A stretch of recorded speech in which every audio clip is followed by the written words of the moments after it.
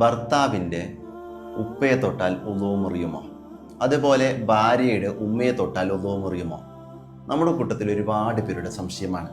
ഏറ്റവും ലളിതമായി പറഞ്ഞുതരാം. ഉളൂ മുറിയുന്ന നാലാമത്തെ കാര്യമാണല്ലോ വലിയവരും അന്യവരുമായ സ്ത്രീ പുരുഷന്മാരുടെ തൊലികൾ തമ്മിൽ ചേരുക എന്നുള്ളത്. എന്നാൽ തൊട്ടാൽ ഉളൂ മുറിയാത്ത ബന്ധമുണ്ട്. അതിനേക്കാണല്ലോ മഹ്റമുകൾ എന്ന് പറയാം. ഈ മഹ്റമുകൾ പ്രധാനമായും 3 വിധത്തിലൂടെയാണ് വരാം. ഒന്ന് രക്തബന്ധത്തിലൂടെ അഥവാ കുടുംബ ബന്ധത്തിലൂടെ, രണ്ടാമത്തത് മുലകുടി ബന്ധത്തിലൂടെ, മൂന്നാമത്തത് വിവാഹ ബന്ധത്തിലൂടെ.